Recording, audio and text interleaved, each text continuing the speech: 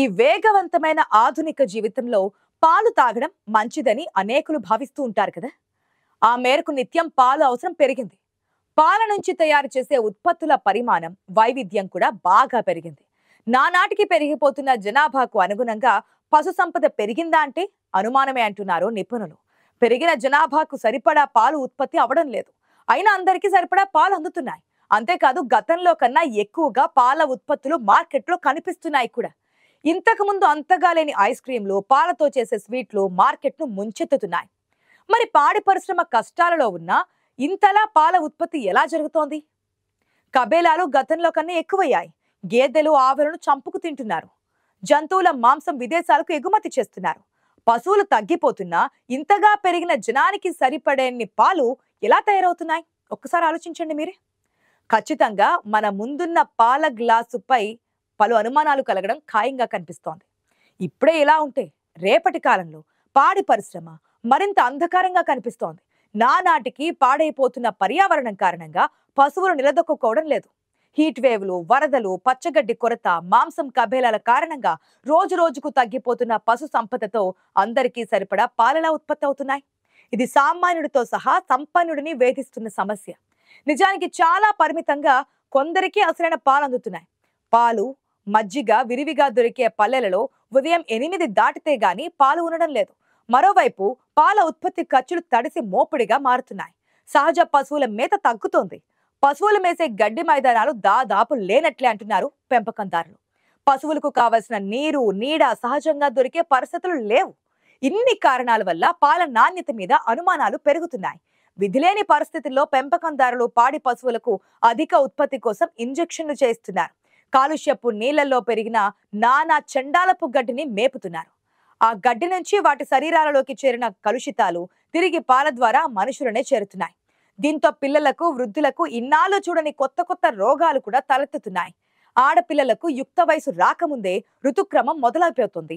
ఇది ఇలాగే కొనసాగితే రాబోయే కాలంలో తాగబోయే పాలు మనుషులకు మరింత ప్రమాదకరంగా మారనున్నాయని నిపుణులు హెచ్చరిస్తున్నారు. నిజమే, అసలు మనుషులకే స్థలం సరిపోని ఈ రోజుల్లో పశువులు స్వేచ్ఛగా తిరగగలిగే ప్రదేశాలు ఎక్కడున్నాయి? దాదాపు అంతరించిపోయాయి కదా. చెట్లు, కమ్యూనిటీ స్థలాలు తగ్గిపోయాయి. గుట్టలు కూడా అక్రమ మైనింగ్ కారణంగా కనిపించకుండా పోతున్నాయి. దాంతో పాడి పశువులకు సహజ సిద్ధంగా తిరుగుతూ ఆహారం సంపాదించుకునే రోజులు తగ్గిపోయాయి. ఉపాధి కోసం ఇన్నాళ్లు పశువులపై ఆధారపడిన పశు పోషకుల సంఖ్య రోజు రోజుకు తగ్గిపోతోంది. పాడి పశువులను పోషించే జ్ఞానం, నైపుణ్యం తగ్గుతోంది. వరి, జొన్న, మక్క లాంటి పంటల నుండి వచ్చే మేత కూడా సరిపడా ఉండడం లేదు. చొప్ప, ఎండిగొడ్డి వంటివి ఇన్నాళ్ళు పాడి రైతుల ఇళ్ల ముందు గుట్టలు గుట్టలుగా ఉండేవి. ఇప్పుడు ఆధునిక వ్యవసాయంలో యంత్రాలు ప్రవేశించడంతో వాటిని రైతులు పొలంలోనే కాలబెడుతున్నారు. పశుగ్రాసం కోసం రైతులు ప్రత్యేకంగా పచ్చగడ్డిని పండించాల్సి వస్తోంది. పాడి రైతులకు భూమి లేదు. ఉన్నా ఆ భూమి ఇతర ఉపయోగాలకు వాడడం వల్ల పశుగ్రాసం మీద శ్రద్ధ లేకుండా పోయింది. వ్యవసాయ భూమి ఉన్న వాళ్ళు పశువులను పోషించడం లేదు. పైగా ఆయా పంటలకు రసాయనాలు పిచికారీ చేయడం వల్ల పశువులు వాటిని తినడం లేదు. తిన్నా అనారోగ్యానికి గురై చనిపోతున్నాయి. మీకు తెలుసా, జన్యు మార్పిడి బీటీ పత్తి గింజలలో పండించినటువంటి చేలల్లో తిరిగినటువంటి పశువులు, గొర్రెలకు గతంలో లేని చర్మ వ్యాధులు సోకుతున్నాయి. అక్కడి ఆకులు, గడ్డి తిన్న గొర్రెలు చనిపోతున్నాయి. దాంతో పాశ్చాత్య దేశాల మాదిరిగా మన దేశంలోనూ స్టాల్ యానిమల్స్ పరిస్థితికి చేరుకున్నాం. ఇది పెద్ద పెద్ద డైరీల సంగతి చూస్తే ప్రయత్నం చేద్దాం. పెద్ద సంఖ్యలో పాడి పశువులను ఒకే దగ్గర కట్టేసి పాలు పిండి అమ్మే వ్యాపార వ్యవస్థను డైరీ అని పిలుస్తుంటాం. చైనా, అమెరికా, ఆస్ట్రేలియా వంటి దేశాలలో డైరీగా పిలిచే పశువుల పాలు, మాంసం ఉత్పత్తి కేంద్రాలు చాలా పెద్దవిగా ఉంటాయి. వాటిని ఫ్యాక్టరీ ఫార్మ్ అని అంటారు. ప్రపంచంలో అతిపెద్ద 10 ఫ్యాక్టరీ ఫార్మ్స్ లో 2 చైనాలో ఉన్నాయి. తరువాత 8 ఆస్ట్రేలియాలో ఉన్నాయి. అతిపెద్ద చైనా ఫామ్ లో ఆవుల సంఖ్య 1,00,000కు పైగా ఉంది.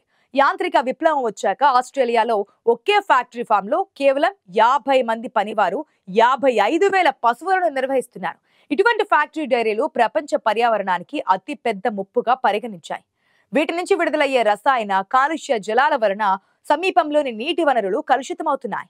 క్రిమి, కలుపు సంహారకాలు, హార్మోన్లు, యాంటీబయాటిక్స్, ఫాస్ఫేట్ అధికంగా ఉండే ఎరువులు, బ్యాక్టీరియా సోకిన ఎరువులే దీనికి కారణమని నిపుణులు తేల్చారు.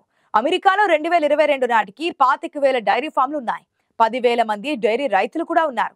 అక్కడ జెర్సీ ఆవులకు మేతలో బీఫ్ పొడి చేసి తినిపిస్తూ ఉంటారు. అంటే వాటి మాంసం వాటికే తినిపిస్తూ పాల ఉత్పత్తిని ఇతర దేశాలకు ఎగుమతి చేస్తున్నారన్నమాట.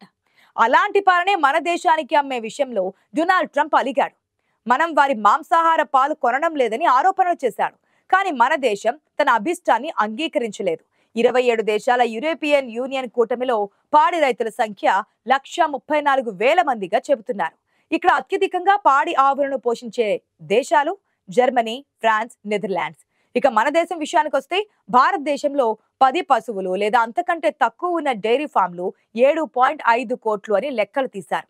అయితే మన దేశంలో చాలా వరకు డైరీ ఫామ్లు చిన్న స్థాయిలో కేవలం ఒక కుటుంబ యాజమాన్యంతో నడిచేవిగా ఉంటాయి. విదేశాలలో ఉన్నన్ని పెద్ద సైజు డైరీ ఫామ్లు భారతదేశంలో లేనుకున్న పాల ఉత్పత్తిలో మాత్రం మన దేశమే అగ్రస్థానంలో ఉంది. ప్రపంచం మొత్తంలో 24% వాటాను అందిస్తున్న మన పాల ఉత్పత్తి దాదాపు 21 కోట్ల టన్నులు.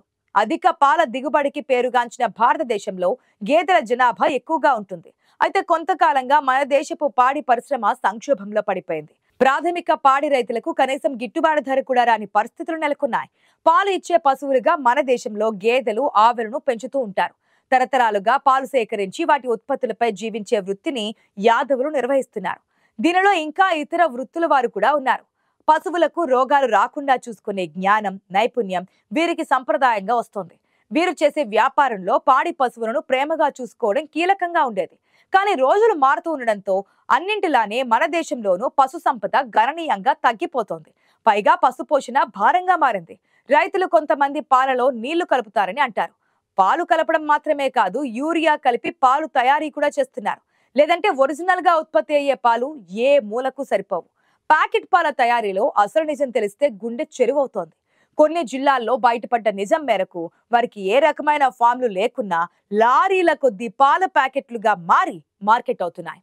రైతులు పంపిన పాలే ప్యాకెట్లకి ముడిసరుకు అని మర్చిపోవద్దు. ఇక ముందుగా ఆ పాలలో వెన్న తీసేస్తారు. కాబట్టి మనం ఎన్ని ప్యాకెట్ పాలు తాగినా అవి నీళ్లే. అయినా మనం ఎవరిని ఏమీ అడగం. ఎందుకంటే కొంటే కొను, లేదంటే పో అంటారు. ఆ పాలు ప్లాస్టిక్ ప్యాకెట్లో ఉంటాయి. వాటి గురించి మనం ఏమీ అడగలేము. మనకు పాలు లభించడం ముఖ్యం. ఆ పాలు 2-3 రోజులు కూడా నిల్వ ఉంటాయి. అలా ఉండడానికి వాళ్ళు రసాయనాలతో ప్రాసెసింగ్ చేస్తారు. మనం అవన్నీ అడగం. ఎందుకంటే మనకు ఎప్పుడంటే అప్పుడు ప్యాకెట్ పాలు దొరకాలి.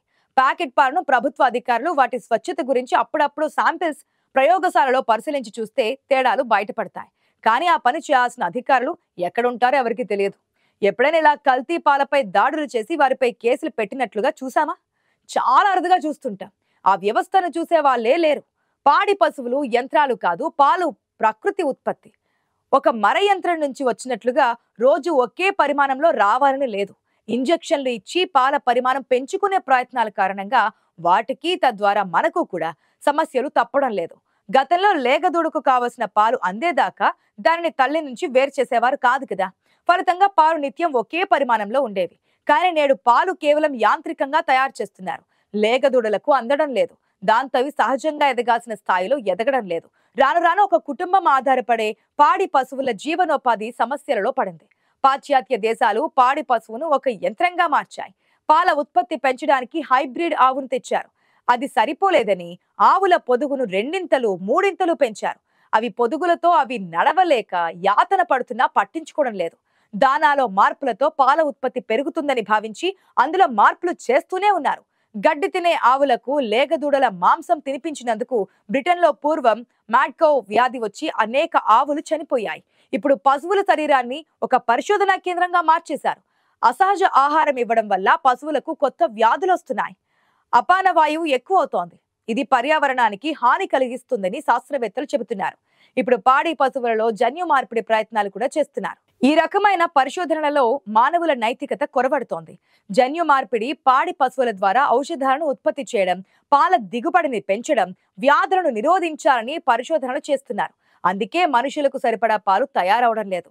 పెరుగుతున్న డిమాండ్ తట్టుకునేందుకు కృత్రిమ పాలు తయారు చేస్తున్నారు. అవి కూడా బాహాటంగానే చేస్తున్నారు. పట్టించుకునే నాథుడే లేకపోవడంతో వాటిని తాగిన జనం అనారోగ్యం పాలవుతున్నారు.